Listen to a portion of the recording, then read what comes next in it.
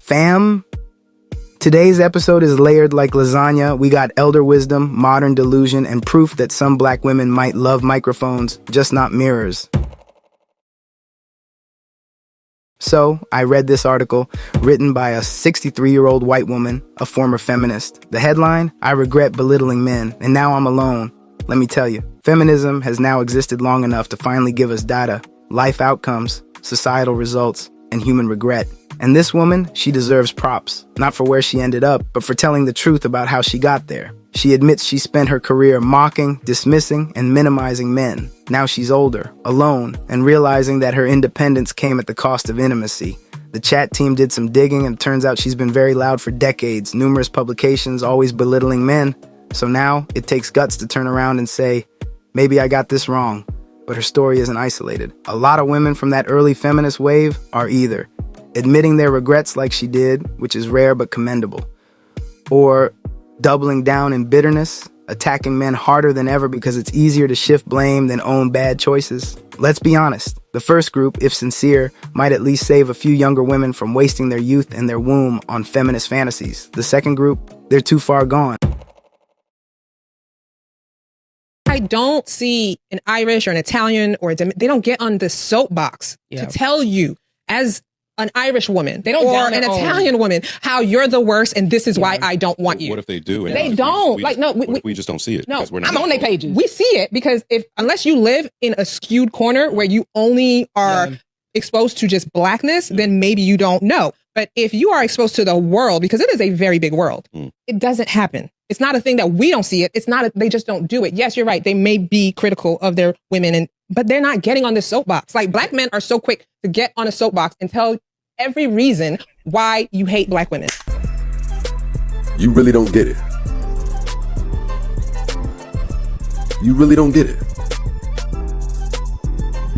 With all of these podcasts that we've started, with all of the complaining that we do, you legit really don't get it. They don't get on the soapbox and complain about their women like black men do because they don't have as much to complain about as black men do. Their women aren't loud, the center of the spotlight, obese, masculine. When they scout their race for dating candidates, the average of the women won't come with 2 or 3 children by 2 or 3 different men. That's a whole hell of a lot you're asking us to be quiet about, let alone live with. And you legit don't get it. And now, we flip to the second clip. You heard it, a black woman saying, I don't see white or Irish men on podcasts bashing their women, but black men always on a soapbox complaining about us. First of all, she must have never heard of the Whatever podcast, but never mind that. Then comes the response, a black man laying it all out. You don't see Irish men doing this because they don't have as much to complain about. Their women aren't loud, obese, masculine, spotlight hungry, with 3 kids by 3 different men. That's what black men are navigating. Let me say this clearly. This is why older women who woke up need to speak up. Because this black woman, she has no clue why black men are venting louder than other races. It's not because we hate black women. It's because we love y'all enough to finally speak up. But instead of listening, you feel attacked. You call it bashing. You accuse us of sassing. It's accountability phobia in real time. And guess what? That inability to self-reflect, that rejection of male emotion, that's not from us. That's not even you. That's liberal white feminism packaged and delivered to black women as empowerment when it's really just misandry drag. White liberal women weaponize black women, turn them into foot soldiers in a war against men. But now, men got mics too, and we're telling the truth. Men used to fix cars and build houses. Now they just sit around on podcasts and gossip like they're on The View. Putting down men on social media has become very popular. Although I've noticed it's only popular among those that share a similar intellectual level. Back then, men built things worth keeping. Now they just build followers. And that level is certainly not something to be aspired to.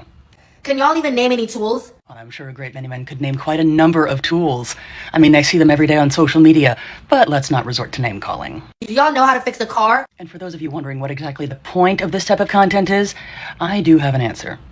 Y'all need to put the microphones down and get back under the hood, okay? I know you guys are afraid to break a nail, but I promise you, you're gonna be okay. Sadly, the overall goal of this particular type of content, besides rallying individuals together that share the same intellectual level, is to try to shame men into changing their behavior by disparaging them.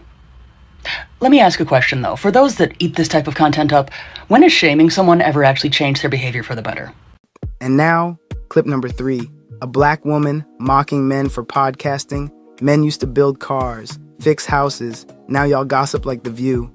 Then a white woman jumps in, defends men, respectfully, witty, sharp. Let's be real.